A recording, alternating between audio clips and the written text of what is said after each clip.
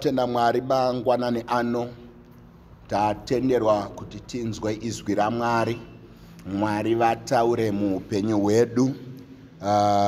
Ndinoda kuremekedza President A.D. Madao nekundipa mukana wekushumira. Mwari wekudenga vakuitirei zvakanaka Baba, nyasha dzaMwari dziwanzwe. Regai tipinde muzwi raMwari.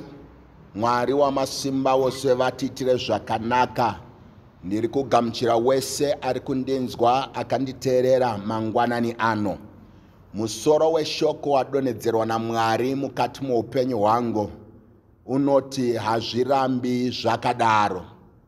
Hazvirambi zvakadaro. Life yako mwana wamai hairambi yakadaro. Tina Mwari ndinofunga wandakatenda kuti tikataura nezvake mukati muupenyu hwako anoshandura upenyu. Now regai tipinde muizwi raMwari kubhuku yaJoshua chapter 6. Pane pakanyorwa panoti zvino guta reJeriko rakanga rakapfigwa kwazvo nokuda kwavana vaIsraeri. Kwakanga kusina munhu waibuda kana kupinda. Zvino Jehovha akati kuna Joshua, tarira ndakupa mumavoko ako Jeriko namambo waro navarume varo vane simba neumhare. Munofanira kukomba guta, imwi varume vose vehondo. Mupoteredze guta kamwe chete. Unofanira kuita saizvozvo mazuva matanhatu. Now ndapamusoro shoko noti hazvirambi zvakadaro. Zvoreva kuti pane situation inogona kupinda munhu. That situation inogona kukuchemedza. That situation vamwe vanhu vanofunga kuda kuzviuraya.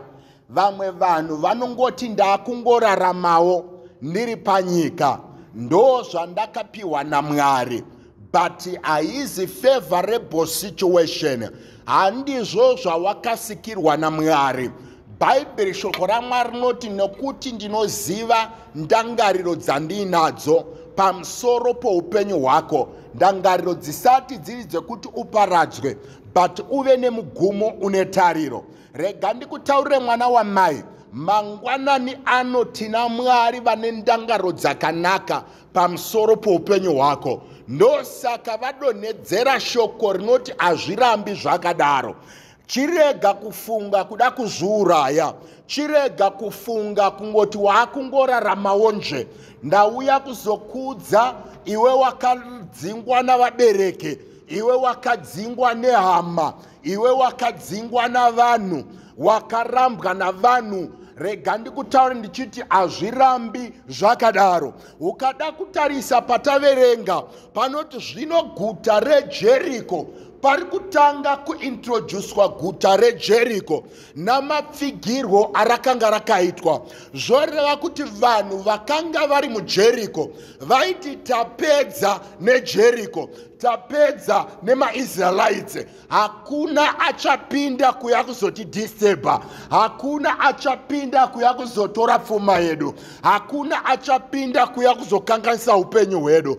But vasingazive kuti hazvirambi zvakadaro. Rega ndikutaurire mangwanani ano mwana waMwari. Satani anogona kutaura kuti akapedza nelife yako. Hauna chauchaita, hakuna achakubatsira, hakuna achakuroora, hakuna basa rauchapinda nekuti akapfigira life yako.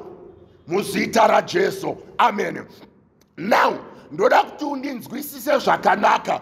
Satani ari kupembera achiti akapedza, asingazivi kuti hazvirambi zvakadaro. Vakakwendera kun'anga mwana wamaya havazivi kuti hazvirambi zvakadaro. Vakambodisturba life yako ichokwadi. Vakambokanganisa marriage yako ichokwadi. Vakambokanganisa kubasa kwako ichokwadi. But hazvirambi zvakadaro. Vakambobata mafinances ako, mari dzako ichokwadi. But ndauya kuzokudza mangwanani ano kuti hazvirambi zvakadaro. Tina Mwari vane mutambiro wavo mangwanani ano muzita raJesu. Amen. Rakanga rakapfigwa kwazvo nekuda kwevana vaIsraeri, kwete nekuda kwevamwe vanhu, asi nekuda kwevana vaIsraeri. Unoziva kuti Satani anotoziva kuti kana akakuregedza unosvika kure, akatopfigira pfuma nekuda kwako iwewe, akapfigira mufaro wako nekuda kwako iwewe. Mereji yako iri kuvava, utano hwako hauna kumira zvakanaka, pfungwa dzako hadzisi panzvimbo nekuti pane zvakaitwa naSatani mukati melife yako. Asi ndauya kuzoprofita mangwanani ano kuti hazvirambi zvakadaro. Tina Mwari vanoita zvavanoita mukati muupenyu hwako. Ndoda kuti unditeere zvakanaka mangwanani ano. Bhaibheri roti kwakanga kusina anobuda kana kupinda. Zvati mulife mako hamuna any transaction inoitika muupenyu hwako. Hakuna kana mabenefits ari kumaterialize mulife yako, nokuti hakuna aipinda, hakuna aibuda. Vakanga vari mukati vaigutsikana nezvavada, but vari kunze vakanga vane chishuwo chokuti dai tapinda mukati, dai tapindawo imomo. Kune vamwe vane chishuwo chokuti dai ndapindawo mumarriage, kune vane chishuwo chokuti dai ndapindawo mubusiness, kune vane chishuwo chokuti dai ndapindawo muutano, kune vane chishuwo chokuti dai ndapindawo pane zvakanaka, ndawanawo zvakanaka, ndararamawo life yakanaka. Asi Satani akapfigira life yako kuti iwe uyewe kuchema chete. Ndauya kuzokutaurira mwana wamai kuti hazvirambi zvakadaro muzita raJesu. Teerera unzwe. Zvino Jehovha nokubva aenda kuna Joshua akataura naJoshua kuti iwe Joshua, tarira ndakupa mumaoko ako Jeriko. Inzwa unzwe, Mwari vakutanga kuvimbisa. Vanovimbisa zvisina kuvimbiswa navanhu. Ndakupa Jeriko, kwete Jeriko roga namambo waro, kwete namambo ega, navarume vane simba neumhare. Zvati varume vane simba vari muJeriko vakuzojoina Joshua, vakuzouya mulife yaJoshua. Rega ndikutaure mwana wamaya, paugere ipapo kwauri ikoko, pauri kufamba, hausi munhu wamanga manga. Mwari vakuzokupa zveumhare, Mwari vakuzokupa zvinhu zvinokosha mulife mako, nekuti hazvirambi zvakadaro. Nguva dzekuchema dzakudarika, nguva dzekuvata uchiverenga marata dzakudarika, nguva dzekushuva upenyu uri kuraramwa navamwe dzakudarika. Hazvirambi zvakadaro muzita raJesu Kristu weNazareta. Bhaibheri roti navarume varo vane simba. Zvorati iwewe unogona kunge usina varume vane simba, but ndakukupa navarume vane simba, ndakukupa zvinokosha. Zvorati level yako Mwari vakunoisimudza in the mighty name of Jesus. Neumare, but zvamunofana kuita pane every breakthrough in your life, pane strategy inoiswa naMwari. Hakuna breakthrough inouya isina strategy, hakuna bvorero inouya isina maitiro muzita raJesu. Amen. Zvonzi zvino munofanira kukomba guta imi navarume vehondo. Zvopa hondo yakutsvakei pane zviri kuda kuitwa naMwari. Navarume vehondo, endai mokomba guta, nekuti guta iri ndakupai. Rega ndikutaure mangwanani ano ndisati ndaenda kure. Mwari vakukupa marriage yangu achishuvira, Mwari vakukupa business wanga uchishuvira, Mwari vakukupa muchato wanga uchishuvira, ndakupa Jeriko mukati mamaoko ako. Mavakirwo anga akaitwa Jeriko anga akasimba. Kalebo Shebedasa, mavakirwo anga akaitwa Jeriko.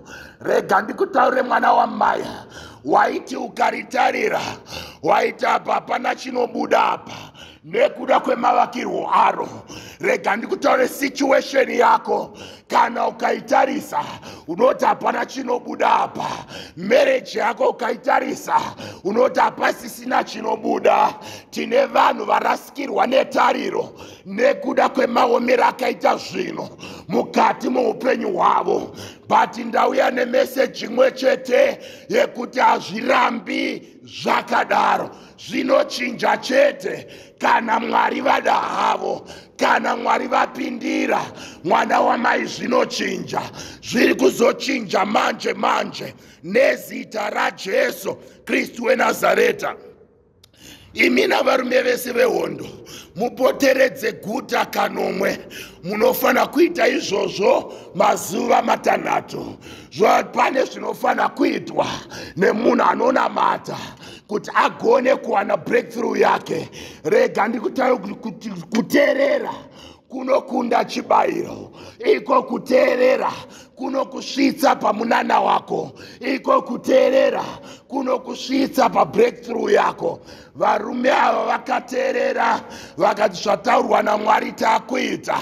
Varume kungotenderera guta here, munana wouya. Varume vehondo varipo, kungotenderera guta here, munana wouya. Marriage yako yonaka. Rega ndikutaure mwana wamaya, hazvirambi zvakadaro nezita raJesu mukati muupenyu hwako. Usafunga kuzviuraya mwaka uno. Usafunga zvakaipa pamusoro poupenyu hwako. Tine vakadzi vakatosunga mabhege vangomirira kuenda. Ndauya kuzokutaurira, hazvirambi zvakadaro. Tine varume vakufunga kuda kubuda mumarriage nekuda kwemaomero aita marriage. Satana akapfigira marriage yako, hazvirambi zvakadaro. Kune vanhu varifunga kuzviurayira maofisi ekubasa nekuda kwesituation yepabasa. Ndauya kuzoprofita mulife yako, hazvirambi zvakadaro muzita raJesu. Amen. Joshua anotaurirwa naMwari, Jeriko ndakupa, but Jeriko racho zvakaoma kuti vapinde paJeriko nekuda kwemavakiro. Zvoratidza kuti guta reJeriko ranga risina gate rekupinda naro. Mwari wangu vakuzovhura mukana pasina mukana. Mwari vakuzovhura masuo pasina masuo. Mulife yako mikana yanga yakapfigirwa mwana wamaya. Iwewe wega kana wakatarisa unoti hakuna kuchaenda life yangu.